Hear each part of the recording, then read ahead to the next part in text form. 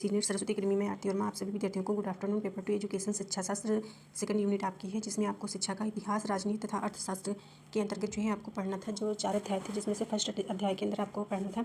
तो आप देख सकते हैं आपका जो है एक जो है समिति और आयोग पढ़ने थे, जिसमें आपको माध्यमिक शिक्षा आयोग पढ़ना है। आप सभी विद्यार्थी जानते हैं माध्यमिक शिक्षा आयोग 1952 यानी कि मुदालियर शिक्षा आयोग है। मुदालियर आयोग आप जान सकते हैं स्वतंत्रता के प्राप्ति के पश्चात, ठीक है। स्वतंत्र ये माध्यमिक शिक्षा आयोग जो है स्वतंत्रता के बाद का जो है आयोग है, ठीक है। तो यहाँ पे देख सकते हैं स्वतंत्रता प्राप्ति के पश्चात सामाजिक तथा राजनीतिक परिस्थितियों में तीव्र परिवर्तन के कारण उनमें समन्वय स्थापित करने के लिए माध्यमिक शिक्षा के पुनर्गठन को आवश्यक माना गया। 1952 को मद्रास विश्वविद्यालय के कुलपति डॉक्टर लक्ष्मण स्वामी मुदालियर की अध्यक्षता में 10 सदस्यीय आयोग का गठन किया गया, जिसे माध्यमिक शिक्षा आयोग कहा जाता है। इस आयोग के अध्यक्ष LS मुदालियर थे।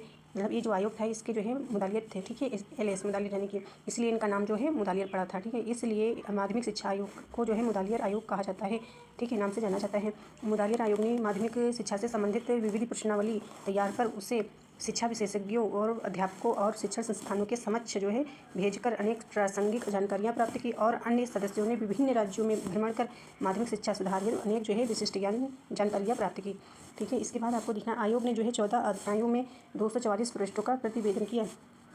29 अगस्त 1953 को भारत सरकार के समक्ष प्रस्तुत किया गया, ठीक है। तो आपको याद रखना है ये सब। इसके बाद आपको देखना है सिफारिश सुझाव जो भी कह सकते हैं, ठीक है, माध्यमिक शिक्षा आयोग की सिफारिश से। तो यहाँ पे देख सकते हैं सभी विद्यार्थी छात्रों से किसी भी प्रकार की फीस नहीं लेनी चाहिए और उन्हें पर्याप्त खाने पीने और रहने की सुविधाएं उपलब्ध होनी चाहिए।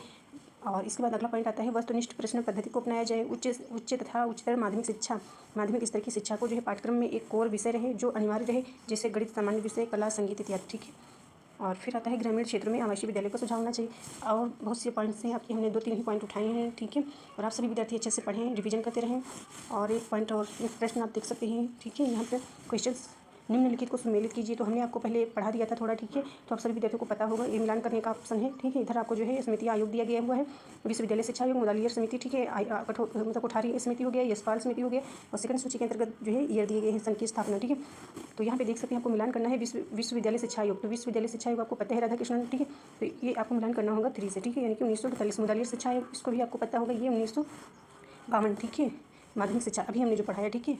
और इसके बाद कोठारी समिति आता है, नहीं कोठारी आयोग, तो आपका कोठारी आयोग, ठीक है। तो इसको आपको मिलान करना है 64-1900। इसके बाद यशपाल समिति 2019, ठीक है। तो इसी प्रकार से आपका ये सी विकल्प सही हो जाता है। आपने पहले को मिलाया विश्वविद्यालय शिक्षा आयोग को थर्ड विकल्प से मिलाया, ठीक है। फिर जो है मुदालियर को आपने 1952 2 से मिलाया, ठीक है। तो आपका ये विकल्प आपका सी। फिर इसके बाद जो है आपने सी को कोठारी को जो है फर्स्ट से मिलाया, तो ये आपका विकल्प सही हो जाता है। आप सभी विद्यार्थी अच्छे से रिवीजन करते रहें, पढ़ते रहें, और जो है अभी आपका रिजल्ट नहीं आया है वो आ जाएगा। और अपनी तैयारी करते रहें, क्योंकि पेपर आपका जून में होने वाला है, ठीक है। तो देरी ना करें। Thank you.